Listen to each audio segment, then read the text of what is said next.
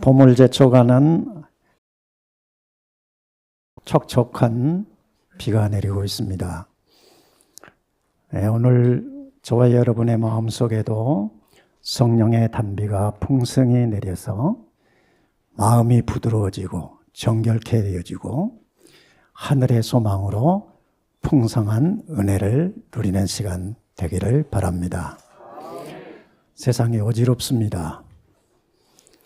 우리나라의 정치 모든 상황이 매우 혼란스럽고 아직 정리가 되지 않고 있습니다. 우리나라뿐만 아니라 세계 정세는 매우 급속하게 위기 국면으로 접어들어가고 있다고 저는 느끼고 있습니다. 이게 주의 재림이 얼마나 가까운지를 가까이 오는 발자국 소리를 듣는 것 같은 느낌을 저는 지금 보고 있습니다. 이럴 때 그리스도 예수 안에 있는 저와 여러분, 그리고 마지막 대쟁투에서 짐승으로 표상된 사탄의 권세와 맞서 싸울 이길 수 있는 하늘의 군대로 부름받는 우리 재림 성도들이 어떻게 진리 안에서 그리스도로 승리의 걸음을 걸어가야 하는지를 가슴 깊이 새기는 그런 시간이 되었으면 합니다. 이 모든 세상이 흔들리고 또 여러 가지 바람이 심하게 불고 있지만 그리스도 안에서는 결코 흔들림이나 넘어짐이 없는 것은 확실하다고 저는 믿습니다. 우리 어려운 세대 속에서도 우리가 어떻게 이 모든 어려움을 두려움 없이 넉넉히 이기며 우리 마음에 용솟음치는 하늘의 권세와 소망을 가지고 걸어갈 수 있는지를 함께 말씀 속에서 새겨보는 시간 갖겠습니다. 오늘 그래서 생명수를 마시라 부제로 생명의 샘 예수에 대한 말씀을 같이 보겠습니다. 자, 마음속에 있는 하나님의 나라. 여러분의 마음 중심에 진실로 하나님의 권세가 있음을 확신하십니까? 예, 감사합니다. 예수님께서는 하나님의 나라는 너희 안에 있다, 이렇게 말씀하셨습니다. 예수님 당시의 정부는 부패했고 또 강압적이었습니다. 곳곳에서 착취와 불관용, 잔혹한 학대, 끔찍한 폐해가 자행되었습니다. 그런데도 구주께서는 사회개혁을 시도하지 않으셨습니다. 예수님은 국가의 권력 남용을 비난하지도 국가의 대적을 정죄하지도 않으셨습니다. 권력을 지닌 당국자나 행정자와 부딪히지도 않으셨습니다. 우리의 모범이신 예수님은 세속적인 정치를 멀리 하셨습니다. 사람들의 재난에 무관심했기 때문이 아닙니다. 또 세상의 정부와 권세자들이 하나님의 율법의 길을 걸어가고 있다고 생각해서도 아닙니다. 인간적이고 외형적인 대처만으로는 문제가 해결되지 않은 것을 예수님은 알고 계셨기 때문입니다. 문제를 고치려면 개인적으로 다가가지 않으면 안 됩니다. 이 세상 정부를 구성하고 있는 모든 위정자들과 백성들의 마음이 그리스도로 새로워지지 않고는 세상의 어떤 정치 권력도, 세상의 어떤 학문과 어떤 영광도 사람의 마음속에서 역사하는 죄의 권세를 해결하지 못합니다. 이길 수도 없습니다. 그러므로 끊임없이 주님 다시 오실 그때까지 이 인간 세상 속에는 투쟁과 미움과 시기와 다툼과 전쟁이 끝일 날이 없을 것입니다. 이제 주님 재림하셔서 이 모든 사망의 권세를 이기시고 승리하신 그 승리의 권세가 바로 여러분과 예수 믿는 여러분과 저의 마음속에서 완전히 성취되어질 때 세상은 새롭게 될 것입니다. 바울 사도는 말세에 일어날 바로 인간의 비참한 상황을 디모데후서 3장 1절 5절에서 이렇게 자세하게 말씀하고 있습니다. 네가 이것을 알라. 말세에 고통하는 때가 이르리니 사람들은 자기를 사랑하며 돈을 사랑하며 자긍하며 교만하며 회방하며 부모를 거역하며 감사치 아니하며 거룩하지 아니하며 무정하며 원통함을 풀지 아니하며 참소하며 절제하지 못하며 사나우며 선한 것을 좋아 아니하며 배반하여 팔며 조급하며 자고하며 쾌락을 사랑하기를 하나님 사랑하는 것보다 더하며 경건의 모양은 있으나 경건의 능력은 부인하는 자니 이 같은 자들에게서 네가 돌아서라. 여기에 말세에 이 세상뿐만 아니라 하나님의 이름을 부른다고 하는 백성과 교회 안에서 나타날 고통의 실상을 매우 적나라하게 정확하게 기록하여 우리에게 주고 있습니다. 옛사람은 육신의 지배를 받는 사람을 말합니다. 갈라디아 5장 19절로 20절에서 옛사람의 삶의 모습을 이렇게 기록했습니다. 육체의 일은 분명하니 곧 음란과 더러운 것과 호색과 우상 숭배와 주술과 원수 맺는 것과 분쟁과 시기와 분냄과 당짓는 것과 분열과 이단과 투기와 술취함과 방탕함과 또 그와 같은 것이라. 전에 너희가 그와 같은 것 같이 경계하노니 이런 일을 하는 자는 하나님의 나라를 유업으로 받지 못할 것이다. 지금 우리나라 매우 정세가 불안합니다. 국가의 법 질서가 매우 무시되고 백성들의 마음까지 혼란 속에 빠져들어 있습니다. 이 세상 정부와 하나님의 나라도 그 질서와 평안이 있을 때만 나라는 온전한 것입니다. 이 세상 나라의 바로 평안을 보장하기 위해서 하나님께서는 정부를 세우시고 그 정부의 책임자로 권세자를 세우셔서 칼의 권세를 주고 그 칼의 권세를 통해서 죄악의 지배 속에 있는 백성들이 악을 행함으로 사회 질서가 파괴되지 않도록 국가의 법 질서를 주시고 그 법 질서를 따라 권세자가 그 권력을 행사해서 죄악이 창궐하지 않도록 평화의 나라를 이루도록 그렇게 인간 제도 정부를 세우셨습니다. 그런데 우리의 나라가 매우 지금 혼란에 빠져버리는 것은 이 근본적인 헌법 질서가 무시되고 파괴되는 상황 때문에 그렇습니다. 하나님께서 이 나라를 지키실 줄 저는 확신합니다.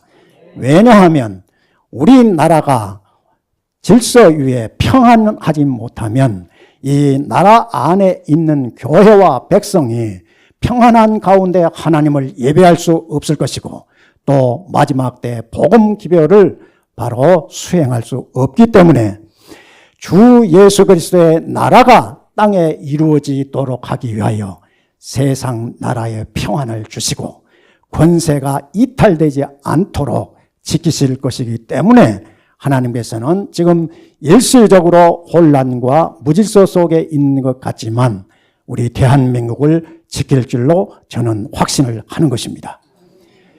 이제 이 모든 혼란과 바로 전쟁의 그 근본적인 정신은 옛사람의 지배를 받는 사람들 때문에 그렇습니다. 바로 육체의 일입니다. 육신의 지배 속에 있는 사람들로 말미암아 사회 질서가 교란되고 악이 득세를 하고 그래서 선한 사람이 고통을 받고 더욱이 그리스도 예수 안에 있는 백성들이 바로 핍박을 받는 그런 길이 일어나는 것입니다. 그러나 성경은 새 사람을 우리에게 보여줍니다. 성령의 지배 속에 있는 새 사람은 어떠느냐? 오직 성령의 열매는 사랑과 희락과 화평과 오래 참음과 자비와 양성과 충성과 온유와 절제니 이 같은 것을 금지할 법이 없느니라. 육체의 소욕은 성령을 거스르고 성령은 육체를 거스르나니 이 둘이 서로 대적하므로 너희가 원하는 것을 하지 못하게 하려 함이니라. 너희가 성령의 인도하시는 바가 되면 율법 아래 있지 아니하리라. 나라가 아무리 혼란스럽고 사회가 아무리 무질서 속에 있는 것 같지만 저와 여러분과 같은 예수 안에 새 사람이 있는 한 이 국가 질서는 무너지지 않을 것입니다. 이 혼란 속에서 우리가 고난과 여러 가지 어려움을 당하지만 우리에게 승리의 보장이 된 것은 하나님께서 우리를 통해서 당신의 나라를 이루실 것을 이미 계획하셨고 그 계획된 대로 이루어 가시기 때문에 그렇습니다. 이 혼란 속에서 저와 여러분은 어떤 마음을 가져야 되겠습니까? 어떤 사람이 되어야 마땅하겠습니까? 새 사람으로 살아야 합니다. 이 새 사람은 성령의 지배 속에서 진리를 따라 살아야 합니다. 하나님께서 성경 말씀을 통해서 우리에게 주신 말씀을 우리의 생명의 법으로 알고 살아가야 합니다. 이 육신의 지배 속에 있는 세상을 보지 말아야 합니다. 세상 사람을 눈여겨보지 마시기 바랍니다. 그리고 세상 사람들이 하는 주장에 휩쓸리지 마시기 바랍니다. 우리의 소망은 그리스도 안에서 진리로 살아가는 것이 우리의 확실한 소망입니다. 자, 새 사람으로서 성령의 지배 속에 있는 사람들은 마음속에서 이 평안과 만족을 느끼는데 하박국 3장 17절에 이하에서 이렇게 기록합니다. 병 무화과 나무가 무성하지 못하며 포도나무에 열매가 없으며 감람나무에 소출이 없으며 우리의 양이 없으며 외양간에 소가 없을지라도 나는 여호와로 말미암아 즐거워하며 나의 구원의 하나님으로 말미암아 기뻐하리로다. 주 여호와는 나의 힘이시라. 나의 발을 사슴과 같게 하사 나를 나의 높은 곳으로 다니게 하시리로다. 아무리 세상이 흔들리고 아무리 무질서와 어려운 상황에 있음에도 예수 안에 있는 백성들은 흔들릴 필요가 없습니다. 왜? 마음에 영원한 구세주요 영원한 능력이요 지혜인 예수 그리스도가 성령으로 저와 여러분의 심정 속에 진리로 거하시기 때문에 그러는 것입니다. 자, 오늘 이제 우리가 좀 본문으로 돌아가서 이제 진리의 말씀 생수의 그 강에 대해서 말씀을 이제 보겠습니다. 요한복음 7장 37절부터 39절 한번 보시기 바랍니다. 자, 다 함께 37절 한번 읽습니다. 시작.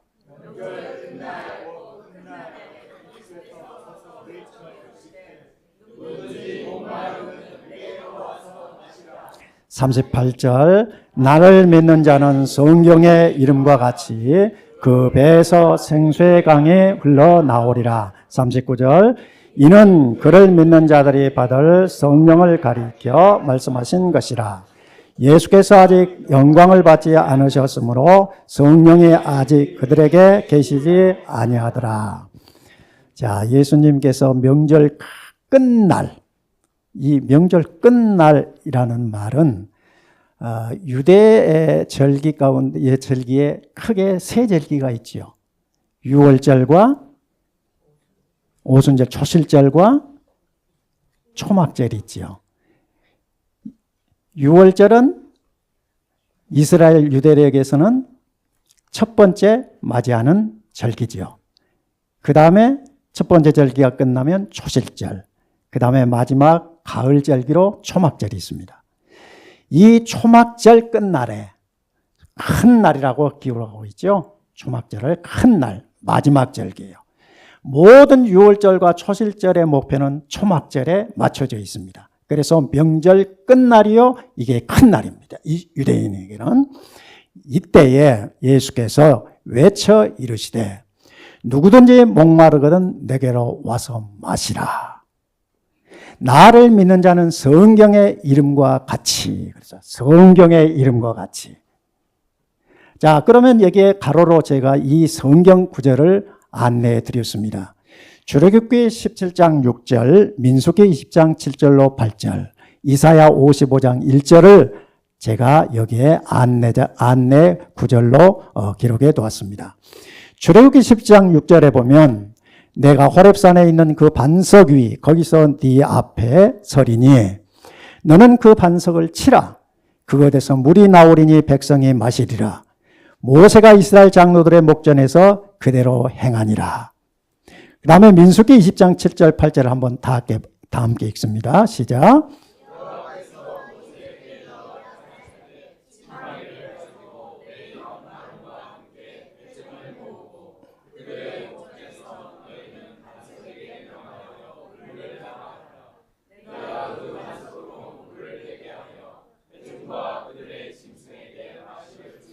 자, 이스라엘 백성이 애굽에서 나와서 이제 긴 여행을 합니다.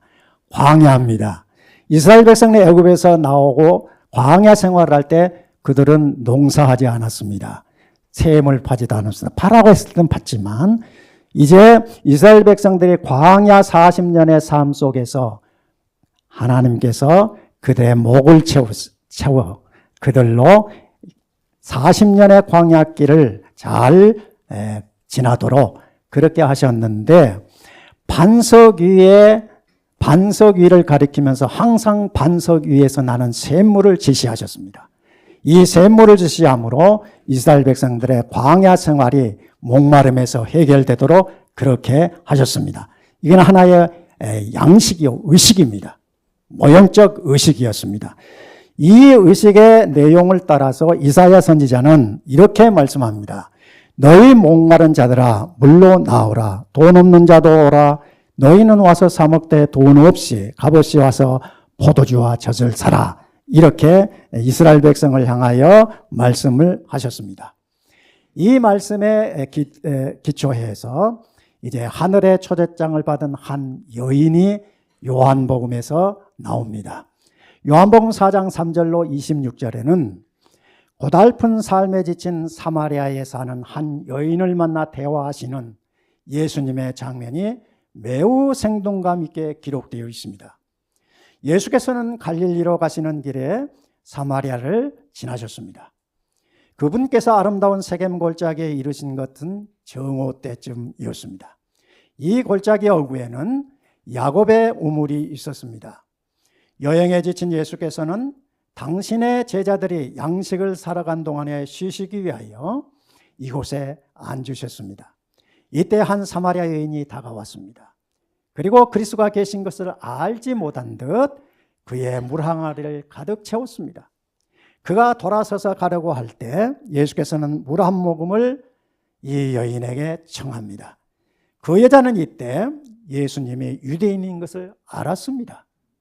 그 여자는 당신은 유대인으로서 어찌하여 사마리아 여자인 나에게 물을 달라 합니까?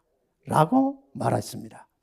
예수께서는 네가 만일 하나님의 선물과 또 내게 물을 달라 하는 이가 누구인 줄 알았다면 네가 그에게 구하였을 것이요 그가 생명수를 내게 주었으리라고 말씀합니다. 어떻게 보면 매우 똥단지 같은 말씀을 하신 것 같이 그렇게 느껴집니다. 그 여자는 그리스도의 말씀을 이해하지 못했습니다.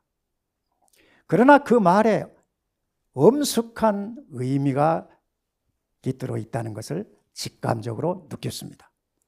이 여자는 예수께서 그 앞에 있는 우물에 대하여 말씀하신 줄 알고 이렇게 말합니다.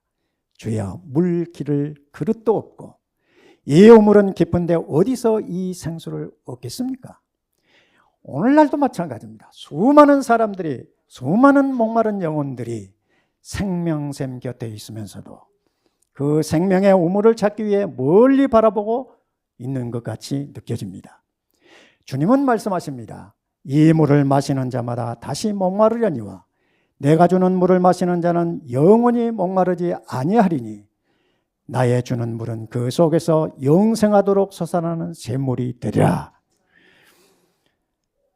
자, 이 예수님의 말씀에 이 여인이 어떻게 반응한가 보십시오. 그리고 이 말씀 속에서 예수님은 이 여인이 어떤 사람이 되어야 할 것인가를 보여주고 있는지를 한번 생각해 보십시오. 구주께서는 백성의 마음을 당신께 오셔서 주시려고 하는 축복으로 향하도록 하는데, 바로 이 반석, 광야에서 반석을 침으로 물이 나와서 광야 이스라엘 백성들의 목을 축였던 이 의식을 사용하여서 이 사마리아 여인에게 지금 다가가 말씀하고 있는 것입니다. 이 상징적인 의식을 통하여 명절 끝날 곧 첫날에 예수께서는 온 성전 마당에 다 드릴 만큼 큰 음성으로 누구든지 목마르거든 내게로 와서 마시라. 나를 믿는 자는 성경에 이른 것 같이 그 배에서 생수의 강이 흘러나리라고 말씀하셨습니다. 요한은 이는 그를 믿는 자에 받을 성령이라고 해석하여 기록해 주셨습니다.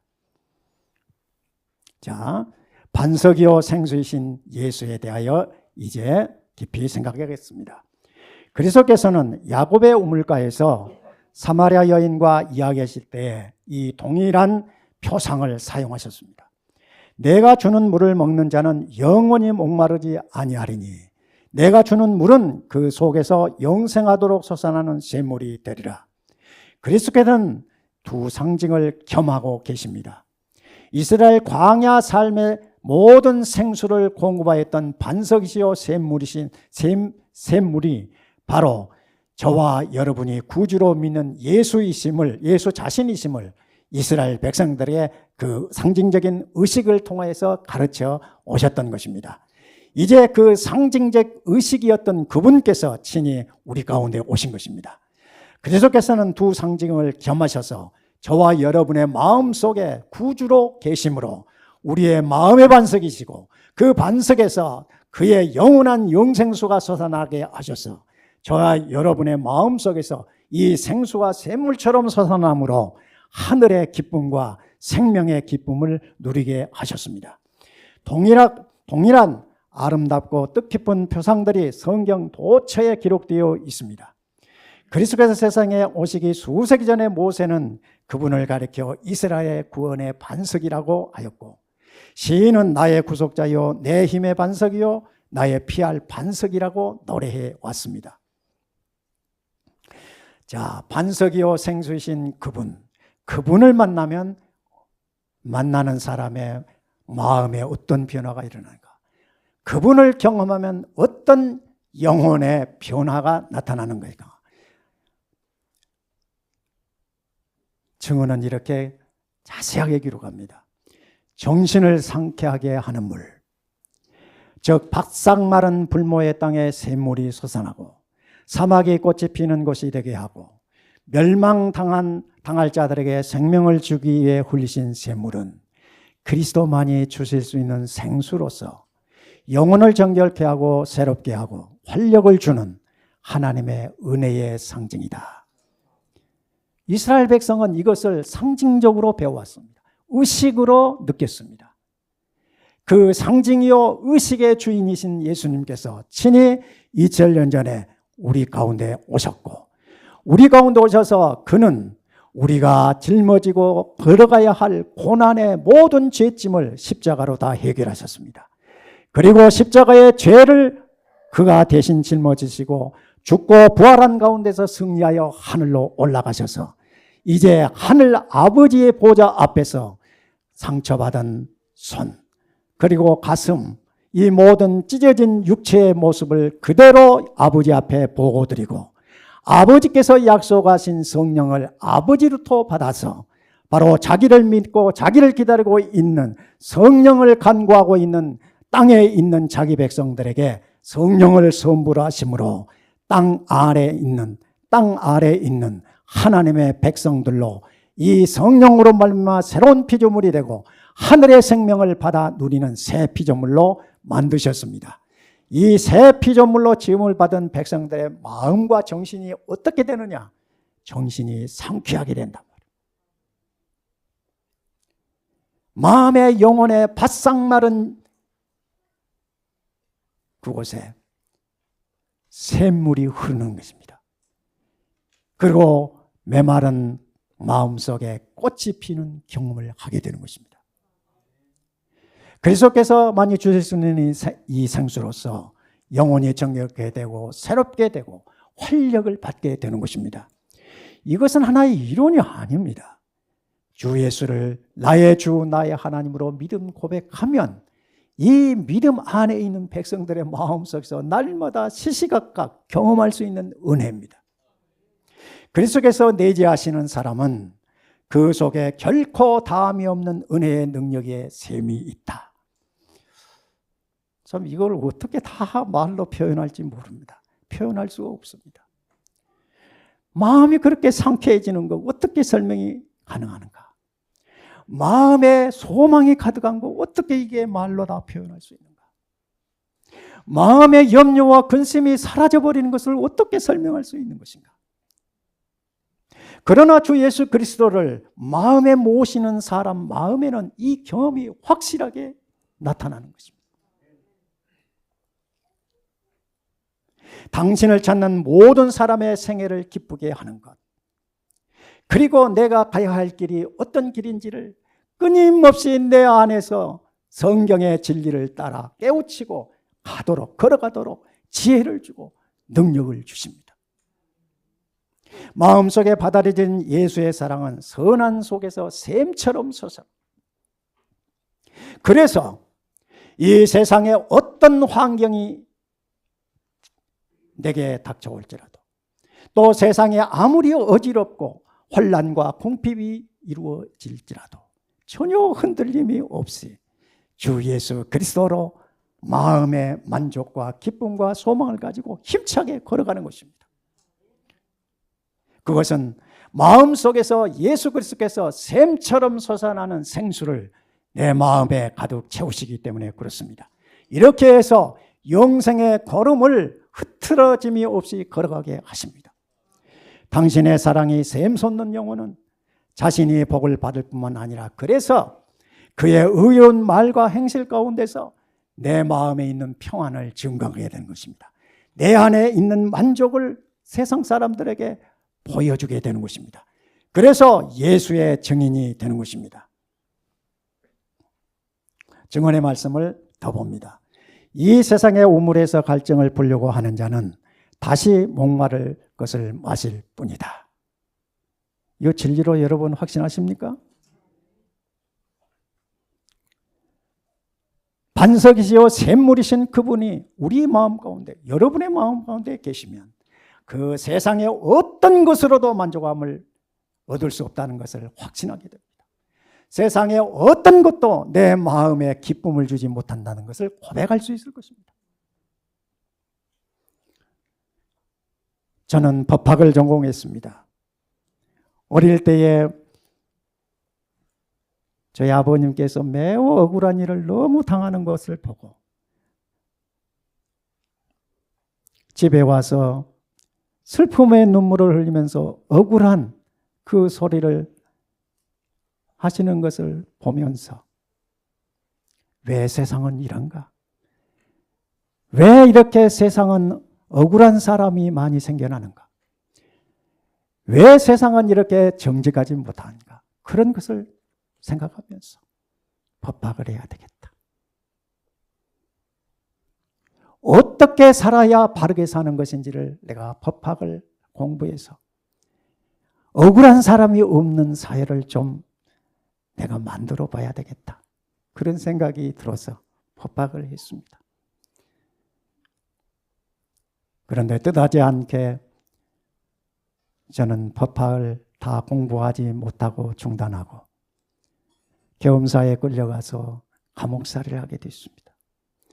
거기에서 저는 성경을 읽게 되고 거기에서 생명샘이신 그리스도를 경험했습니다. 거기서 진리를 알게 됐습니다. 한 번도 생각해 보지 않았던 반석 되시고 생명 되신 그분을 저는 경험했습니다. 그리고 그 경험을 하고 난 이후에 이전에 내가 생각했던 것은 생각에서도 사라져 버렸습니다. 내가 세상에서 억울한 일을 당하는 사람을 위해서 내가 이렇게 살아야 되겠다. 저 나름대로 가지고 있던 소망들, 생각들이 내가 잊어버리려고 해서 잊어지는 것이 아니라 생각에서 사라져 버렸습니다. 그리스도가 나를 지배하는 것을 알았기 때문에 그렇습니다. 그리스도 안에서 생명의 그 기쁨이 무엇인가, 만족함이 무엇인가 알았습니다. 경험했습니다. 뿐만 아니라 인생이 어디서 와서 무엇을 하다 어디로 가는지를 너무 정확하게 알게 됐습니다. 그래서 이전 것은 잊어버리게 되었고 꿈에도 생각하지 않았고 이제 내가 살아가는 나머지 인생길의 소망은 내 안에 계신 내가 경험한 진리, 내가 경험한 이 생명의 기쁨을 가지고 세상에 나가서 이 생명이신 예수를 증거하는 것이 내 영원한 소망이요 기쁨이라고 생각해서 이제까지 그런 걸음을 걸어와 오게 되었습니다. 여기까지 왔습니다. 오직 한누만이 그 필요를 채워주심을 저는 경험했습니다. 세상의 필요 곧 만국의 소송은 그리스도 한 분이십니다. 그리스도가 내 마음속에 오고 여러분 안에 생명샘으로 오시면 세상의 그 어떤 것도 마음에 끌리지 않습니다. 눈에도 들어오지 않습니다. 이것은 이론적으로 지식적으로 깨닫고 다짐한다고 되는 것이 아니라 예수가 내 안에 왔을 때만 가능한 고백입니다. 예수가 내 안에 오면 마음이 순결해집니다. 생기가 생겨납니다. 활력이 납니다. 내 영혼이 자유와 기쁨과 활력을 경험합니다. 그리고 살아가는 것이 즐겁습니다. 세상이 아무리 혼란스러워도 아무리 세상이 정말 악이득세하게 보인 것 같아도 그런 것은 눈에 보이지도 않고 들어오지도 않습니다. 폭풍 속에 잔잔한 평안을 누리는 그 기쁨, 그 평안, 영원한 능력이고 지혜이시고 생명샘이신 그분이 내 안에 있으면 그렇게 되는 것입니다.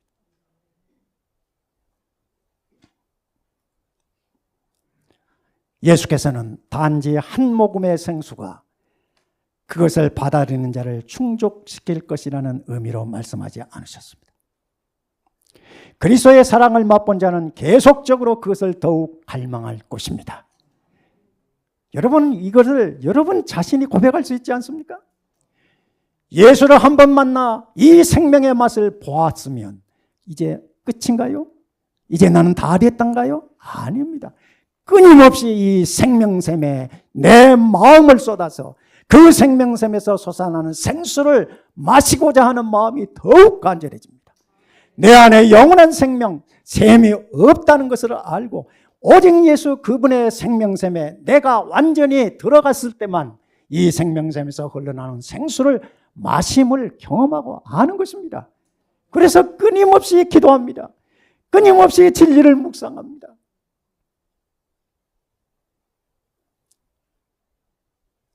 생명이신 그분으로부터 그 생명샘물이신 그분으로부터 생수를 마시는 사람은, 경험한 사람은 다른 것을 구하지 않습니다. 절대로 구하지 않습니다. 그가 마음속에 늘 외치는 소리는 당신을 나에게 더 주시옵소서. 내 안에 선한 것이 없습니다. 내 안에 난 스스로에게는 생명샘이 없습니다. 당신만이 생명샘이시요 내 영혼의 영원한 자유와 기쁨의 그 물을 주실 수 있는 생수이시니 주님 나를 지배해 주시고 나와 함께 걸어가 주십시오. 끊임없이 구합니다. 그리고 영혼에게 그 필요를 알려주시는 분께서 그 주림과 갈증을 채워주기 위하여 기다리고 계십니다. 물통에 물이 다하고 연못은 마르게 될지라도 우리의 구속주께서는 다함이 없는 샘물이 되십니다. 우리가 아무리 마시고 또 마실지라도 늘 새롭게 공급됩니다. 정말 희한합니다. 세상의 그 모든 것, 어떤 것도 시간이 지나면 퇴색해버립니다. 만족이 없습니다. 아무리 좋은 궁전 같은 집, 살면 살수록 궁전 같은 집의 의미를 잃어버립니다. 아무리 맛있는 세상의 음식도 먹으면 먹을수록 먹으면 질립니다. 그런데 생명의 샘이신 그리스도가 우리 마음에 오시며 끊임없이 생명수를 공급하는데 마실 때마다 새로운 생명수를 경험합니다. 그러므로 기쁨이 넘치는 것입니다. 힘이 더 배가 되는 것입니다. 우리가 아무리 마시고 또 마실지라도 늘 새롭게 공급되어진 성령의 은혜. 그리스도께서 그 안에 거하시는 자는 그 속에서 축복의 샘이 영생하도록 솟아나.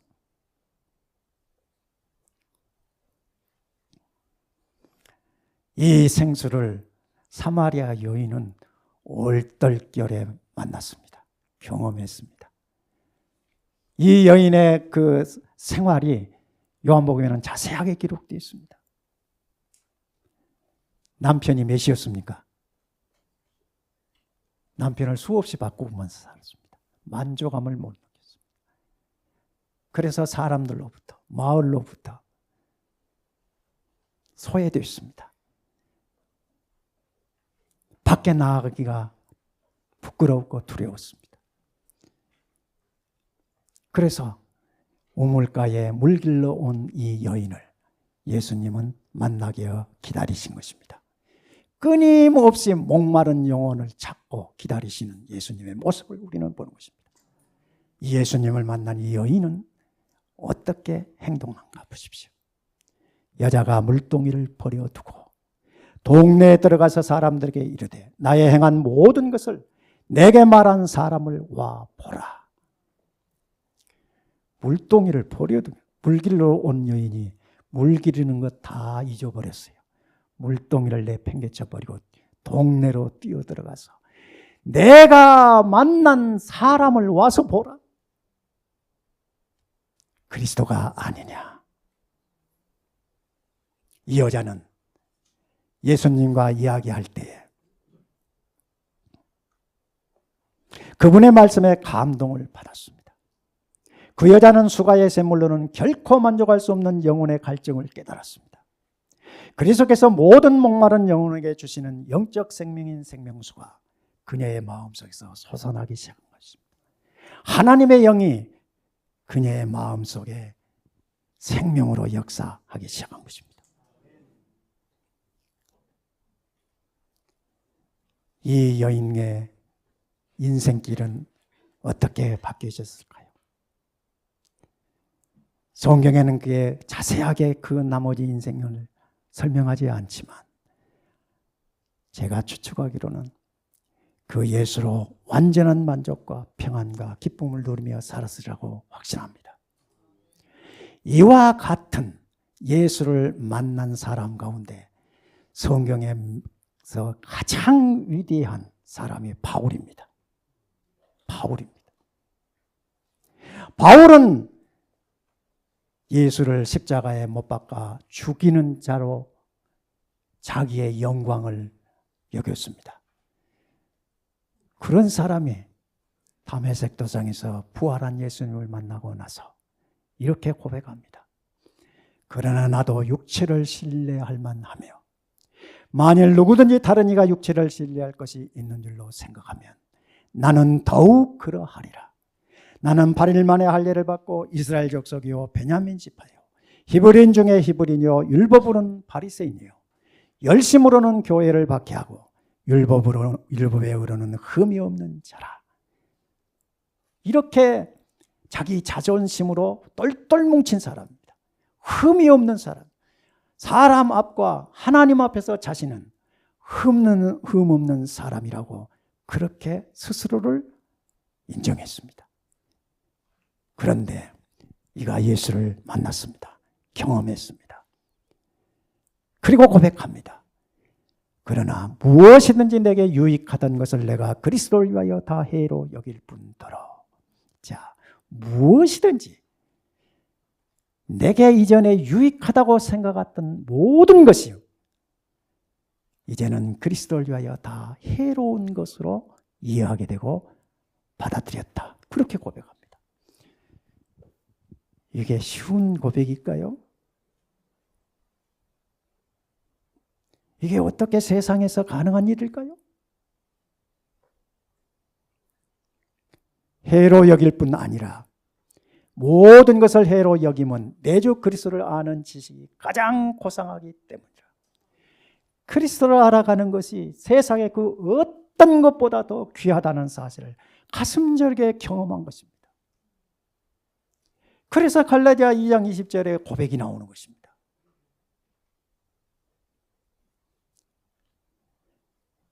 바울이 이 그리스도를 만나고 나서 완전한 만족과 완전한 기쁨과 완전한 생명수를 경험하고 나서는 이제는 모든 것을 그리스도를 아는 것으로부터 아는 것과 비교해서 다 해로 여기고 다 모든 것을 잃어버린 자로 자기를 정의했습니다. 이 세상에 누리고 있었던 명예와 권세와 부의 모든 것들이 이제는 나에게는 해가 된 것뿐이다. 이렇게 고백할 수 있게 되었습니다. 그리고 배설물로 여겼다고 생각합니다. 배설물로. 그리고 그리스도를 얻고 그 안에서 발견되려고 남은 생애를 얼마나 경주했는지 모릅니다.